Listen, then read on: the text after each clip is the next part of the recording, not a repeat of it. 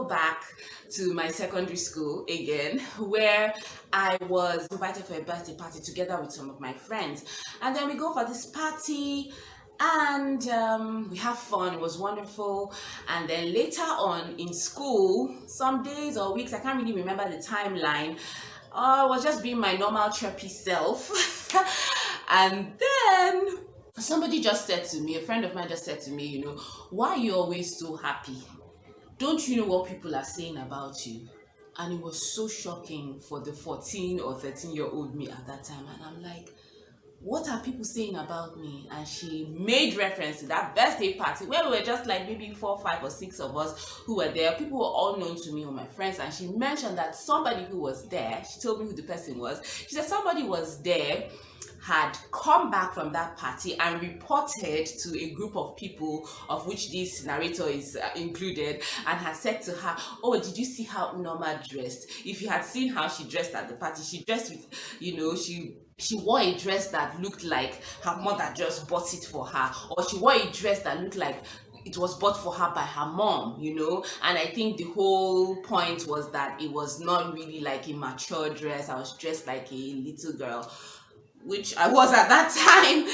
Anyway, so of course when I heard it, it was, whoa, it was really sad. It hit me hard, and it almost put me down, to be honest. I just moved on and then had a conversation with one of my other friends who told me, whoever said this to you just wanted to make you feel sad. Don't give them that satisfaction.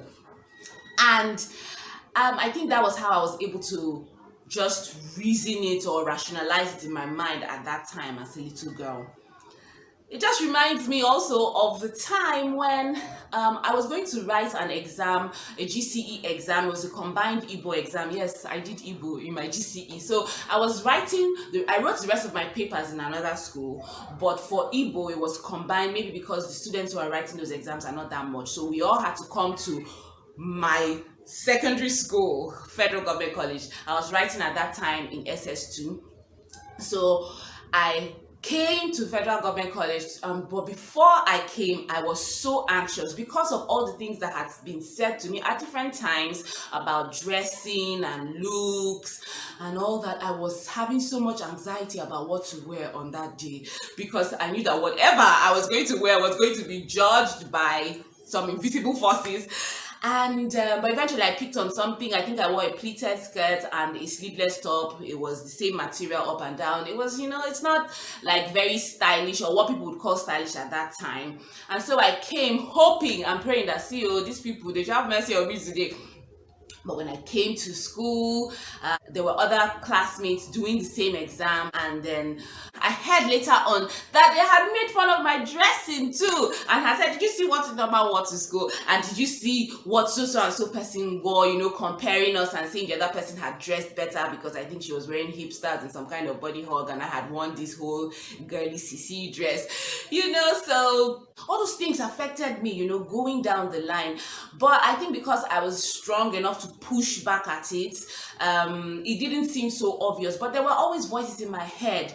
And even sometimes now as an adult, I'm trying to go somewhere and I'm supposed to dress up, it just comes to my mind that, I have to try and really look a certain way so that when I go there and I'm compared, at least I will, not be found wanting, or I will meet up. And it just makes me wonder about, young people, especially in secondary school, and all the things that happen while you're in secondary school. They just seem small at the time, but they have such a lasting effect on you. And while we're doing these things and while we're saying these things, we don't know how much of an effect it's going to have. It makes me also wonder about my kids.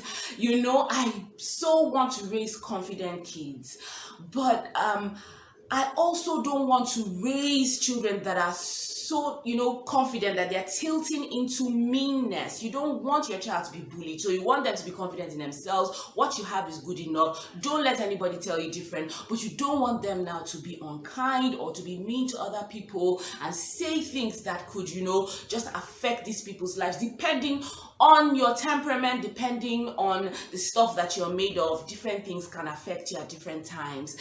So that is the job. I don't know. I hope I'm not ending this on a sad note. It's just, something to think about. So I hope you've enjoyed my story. I hope you've learned something from it. I think that there's a lot to learn. And if you have, please hit the like button. If you are not subscribed yet, please, that subscribe button, just click it if you don't mind, and then hit the notification bell so that you get notified when another content comes out. And please share this gist time, share this story time. It did not entertain you, did not make you feel good. Please make somebody else feel good by sharing the story with them. And until next time, when I meet you, mwah.